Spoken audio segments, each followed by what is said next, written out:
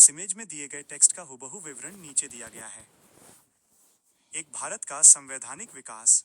संविधान नियमों उपनियमों का एक ऐसा लिखित दस्तावेज होता है जिसके अनुरूप किसी देश के शासन का संचालन किया जाता है। संविधान उस देश के आदर्शों, उद्देश्यों व मूल्यों का दर्पण होता है। संविधान देश की राजनीतिक व्यवस्था का बुनियादी ढांचा निर्धारित करता है। संविधान देश की सर्वोच्च विधि होती है।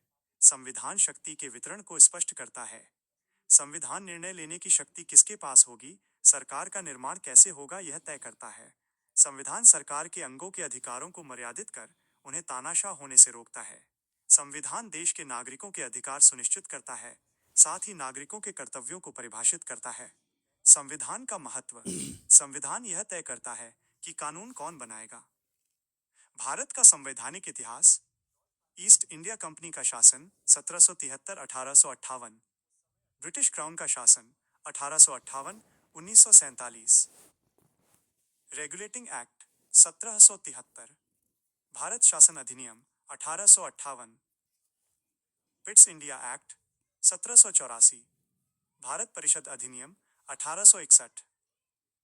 Charter act 1793। भारत परिषद अधिनियम 1892। Charter act 1813। भारत परिषद अधिनियम 1909। Charter act 1833। भारत शासन अधिनियम 1919। Charter act 1853। भारत शासन अधिनियम 1935। भारत स्वतंत्रता अधिनियम 1947। भारतीय संवैधानिक व्यवस्था क्रमिक विकास का परिणाम है जो ब्रिटिश शासन के समय धीमी गति से हुआ।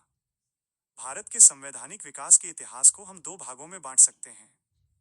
1773 का रेगुलेटिंग एक्ट माइनस तत्कालीन ब्रिटिश प्रधानमंत्री लॉर्ड नॉर्थ द्वारा गठित गुप्त समिति की सिफारिश पर पारित एक्ट को 1773 का रेगुलेटिंग एक्ट कहा गया। इस अधिनियम के द्वारा भारत में कंपनी के शासन हेतु पहली बार एक लिखित दस्तावेज प्रस्तुत किया गया। इसके द्वारा भारत में कंपनी के प्रशासन पर ब्रिटिश संसदीय नियंत्रण की शुरुआत हुई। इस अधिनियम के प्रमुख प्रावधान इस प्रकार हैं। 1. इस अधिनियम द्वारा बंगाल के गवर्नर को बंगाल का गवर्नर जनरल पद नाम दिया गया। गवर्नर जनरल की सहायता के लिए एक 4 सदस्यीय कार्यकारी परिषद का गठन किया गया।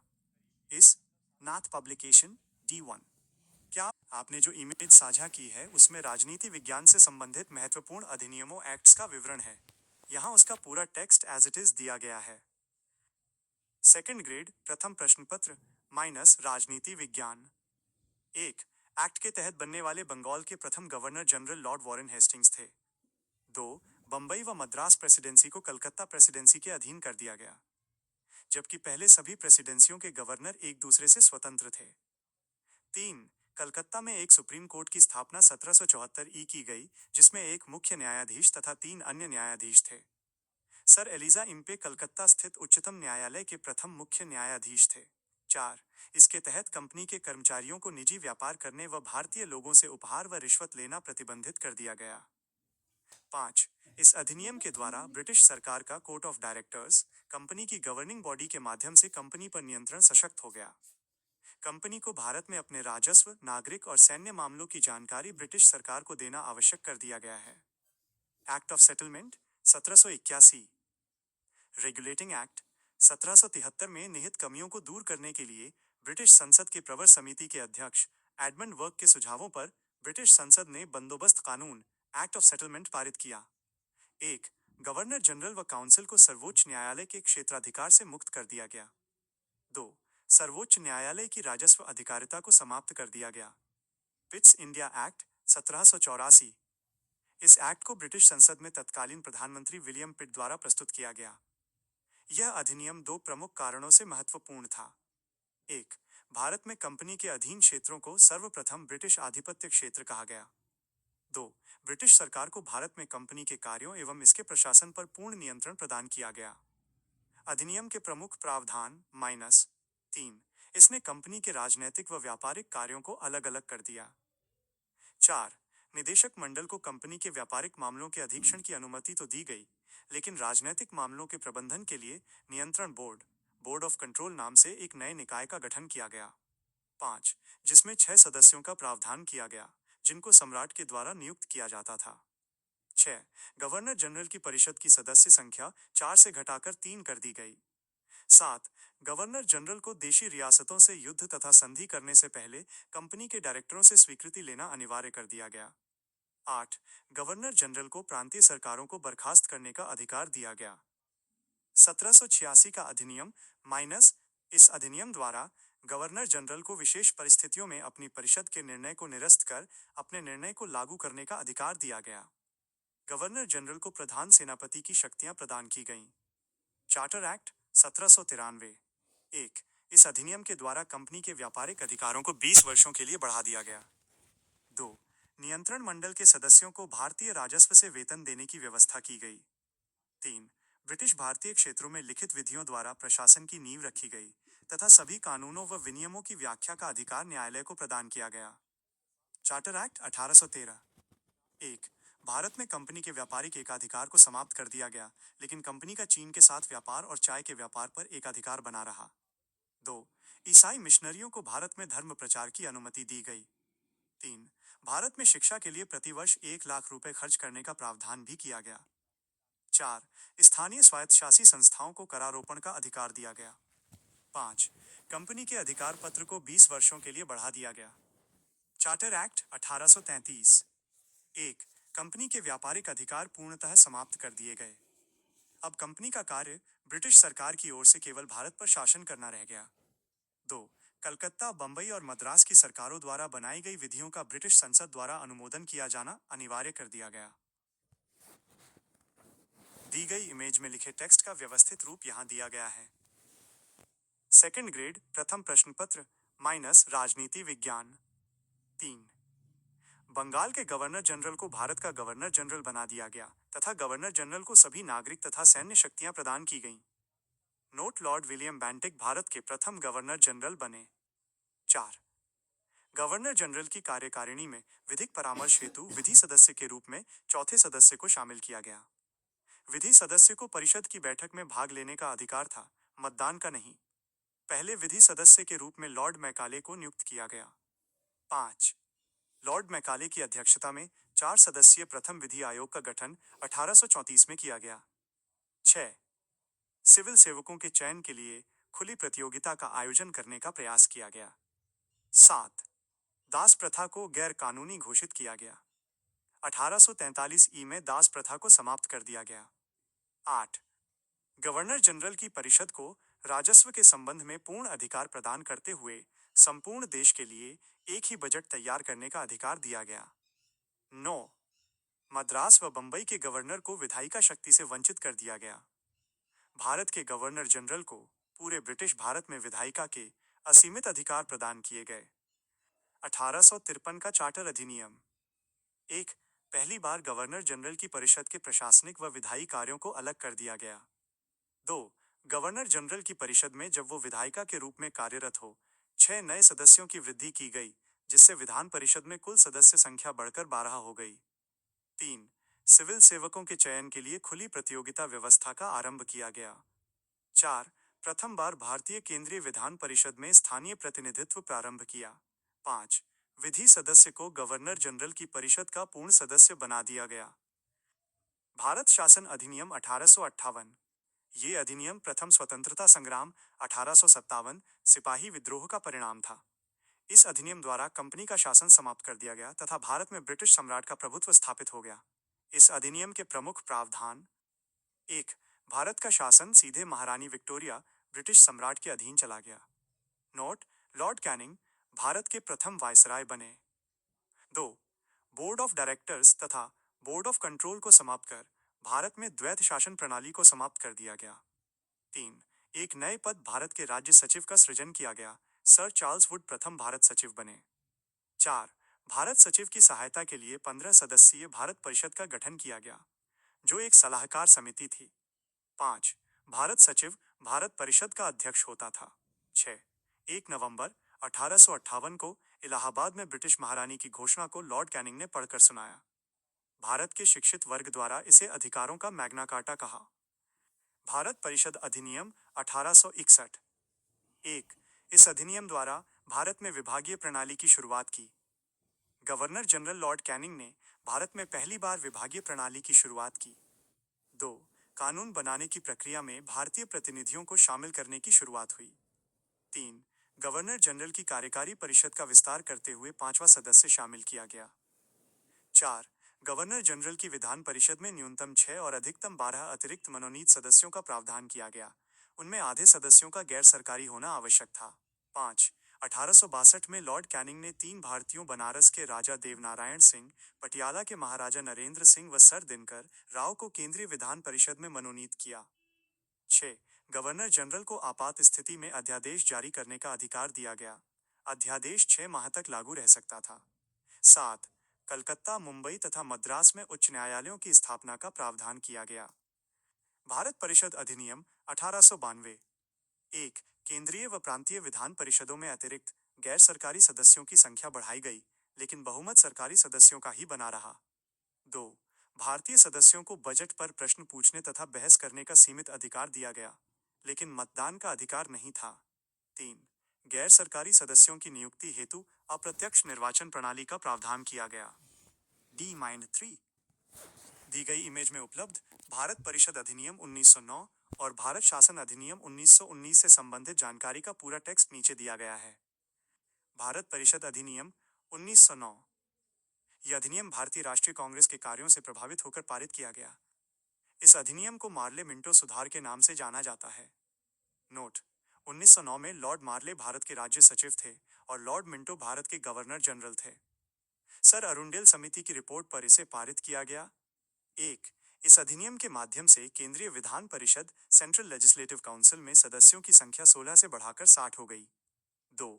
केंद्रीय परिषद में सरकारी बहुमत बनाए रखा, लेकिन प्रांतीय विधान परिषदों में गैर सरकारी बहुमत की अनुमति थी। 3. विधान परिषद के सदस्यों को बजट पर बहस करने और पूरक प्रश्न पूछने का अधिकार दिया गया।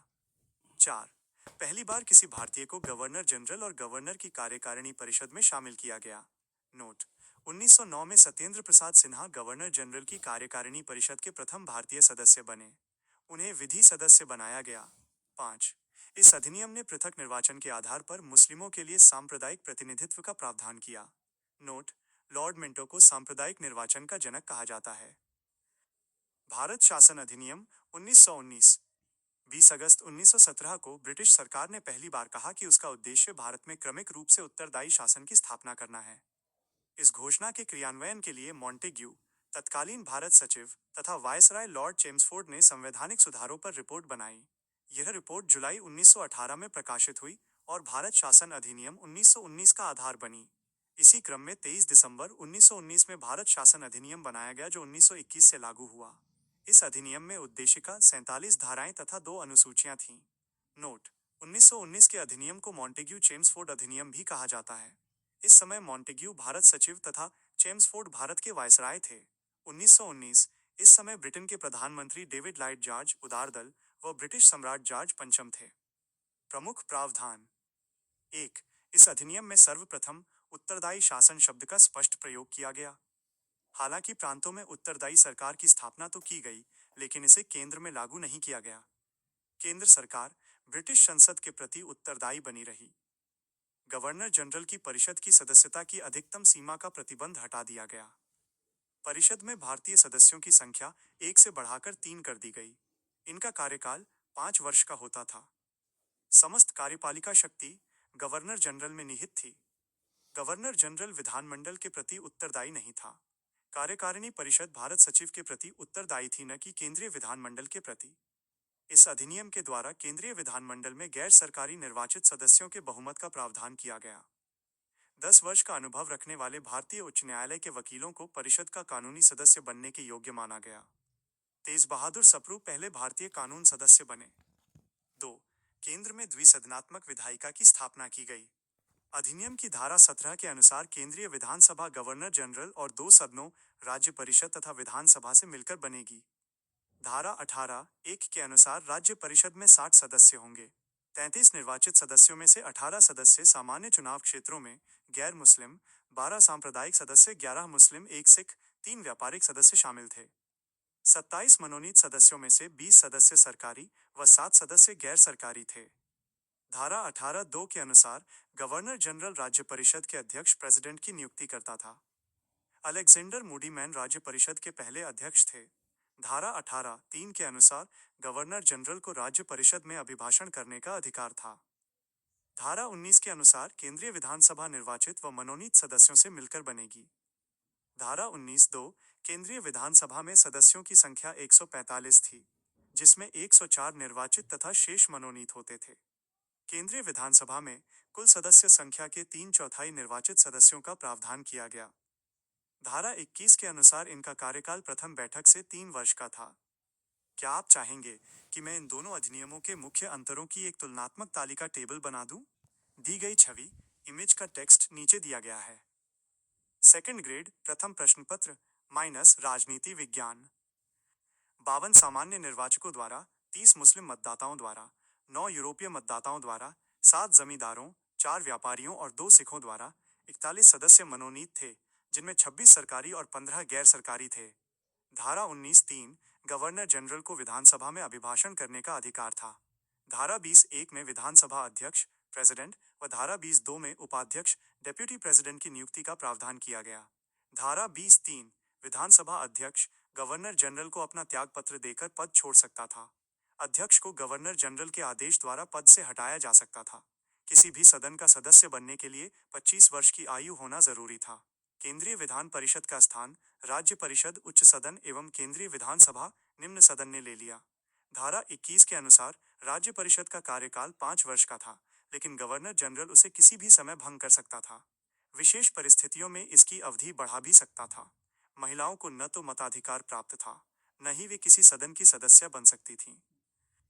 1919 के अधिनियम के तहत केंद्रीय विधानमंडल, विधानसभा लेजिस्लेटिव असेंबली, राज्य परिषद काउंसिल ऑफ स्टेट, निम्न सदन कार्यकाल 3 वर्ष, उच्च सदन कार्यकाल 5 वर्ष, 145 सदस्य, 60 सदस्य, 104 निर्वाचित, 41 मनोनीत, 26 सदस्य सरकारी।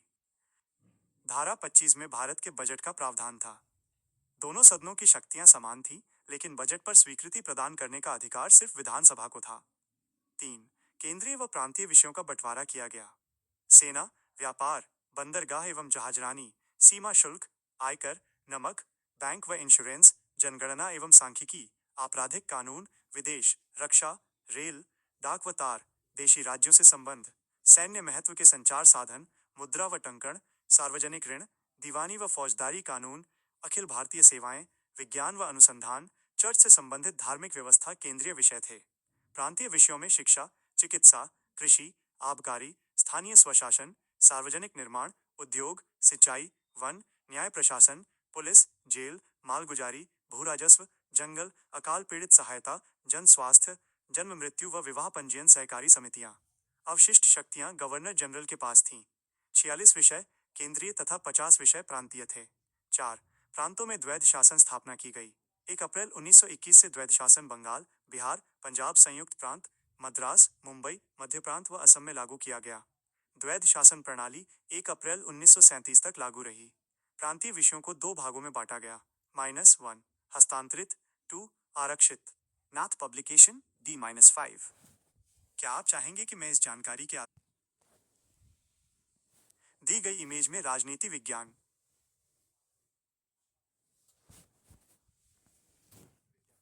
इसका टेक्स्ट नीचे दिया गया है। सेकंड ग्रेड प्रथम प्रश्न पत्र राजनीति विज्ञान हस्तांतरित विषयों का संचालन गवर्नर मंत्रियों की सहायता से करता था। यूरोपियन और एंग्लो इंडियन से भिन्न शिक्षा, चिकित्सा, उद्योग, स्थानीय शासन, कृषि, सड़क, बांट व मापतौल, सहकारी समितियां, धार्मिक एवं धर्मार्थ बंदोबस्ती, ब्रिटिश भारत में तीर्थ यात्राएं, औद्योगिक अनुसंधान और तकनीक, शिक्षा, उद्योगों का विकास, लोक स्वास्थ्य, स्वच्छता, जीवन सांख्यिकी, लोक निर्माण, पशु चिकित्सा, मछली पालन, वन, मादक पदार्थों व औषधियां, जन्म, मृत्यु व विवाह का पंजीकरण। आरक्षित विषयों का संचालन गवर्नर कार्यकारी परिषद की सलाह से करता था। रक्षा, विदेश मामले, वित्त, पुलिस, न्याय प्रशासन, जेल, भू राजस्व। इस अधिनियम से गवर्नर की कार्यकारिणी 2 भागों में बांट गई। गवर्नर और उसकी परिषद 2।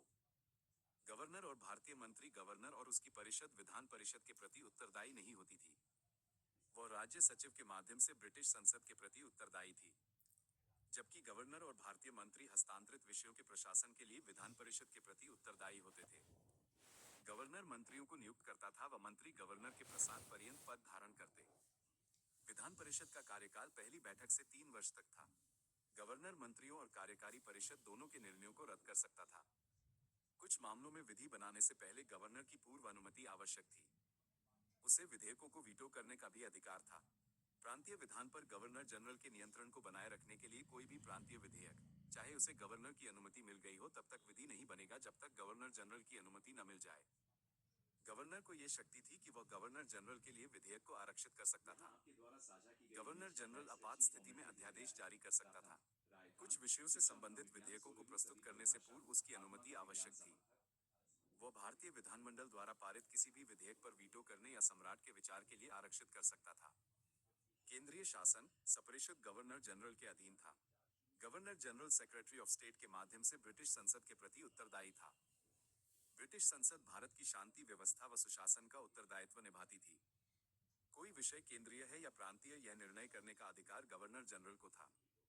इस अधिनियम द्वारा प्रांतों की कार्यकारिणी परिषद में भारतीय सदस्यों की संख्या बढ़ा दी गई। मद्रास, बंबई व बंगाल की सरकारों के रक्षित भाग के 4 सदस्यों में से 2 भारतीय सदस्य लेने का प्रावधान किया गया। शेष 6 प्रांतों में कार्यकारिणी परिषद के रक्षित भाग के 2 सदस्यों में से 1 भारतीय सदस्य रखा गया। इनकी नियुक्ति भारत मंत्री की सिफारिश पर ब्रिटिश सम्राट द्वारा की जाती थी। इस अधिनियम द्वारा बड़े प्रांतों की विधान परिषदों में अधिकतम 140 सदस्य और छोटे प्रांतों में कम से कम 60 सदस्य रखने का प्रावधान किया गया। प्रांतों में 1 सदस्यीय विधान परिषद लेजिस्लेटिव काउंसिल बनाई गई। विधान परिषद में गवर्नर की कार्यकारी परिषद में मनोनीत और निर्वाचित सदस्यों का प्रावधान किया गया। इनमें 70% निर्वाचित सदस्य, 20% सरकारी व 10% गैर सरकारी सदस्यों का प्रावधान किया गया। इसमें सांप्रदायिक आधार पर पंजाब में सिखों के लिए, भारतीय ईसाइयों के लिए, आंग्ल भारतीयों के लिए, यूरोपीय लोगों के लिए, मद्रास प्रांत में अब्राह्मणों के लिए, मुंबई में मराठा लोगों के लिए पृथक निर्वाचन मंडल बनाए गए। इसके तहत भारत परिषद में परिवर्तन कर न्यूनतम 8 तथा अधिकतम 12 सदस्यों की नियुक्ति का प्रावधान किया गया। इस परिषद का कार्यकाल 7 से घटाकर 5 वर्ष कर दिया गया। भारतीय सदस्यों की संख्या 2 से बढ़ाकर 3 कर दी गई। भारत सचिव व उसके विभाग पर होने वाला समस्त खर्च ब्रिटिश बजट पर भारित कर दिया गया। संपत्ति, कर व शिक्षा के आधार पर सीमित संख्या में मताधिकार दिया। जिनकी आय 10,000 रुपए वार्षिक थी वही मत दे सकता था। महिलाओं को मताधिकार से वंचित रखा गया। पहली बार केंद्रीय बजट को राज्यों के बजट से अलग कर दिया गया। धारा 38 के तहत एक लोक सेवा आयोग के गठन का प्रावधान किया। आयोग में अध्यक्ष सहित 5 सदस्य होंगे, जिनकी नियुक्ति राज्य सचिव परिषद द्वारा की जाएगी। कार्यकाल 5 वर्ष और पुनः नियुक्त किया जा सकेगा। राज्य सचिव परिषद के आदेश के अलावा कार्यकाल की समाप्ति से पहले हटाया नहीं जा सकता था। नोट: 1923 में गठित ली आयोग की सिफारिश के आधार पर 1926 ई सर रॉस बाकर की अध्यक्षता में केंद्रीय लोक सेवा आयोग का गठन किया गया। धारा 35 के तहत ब्रिटेन में भारत के लिए हाई कमिश्नर की नियुक्ति का प्रावधान किया गया।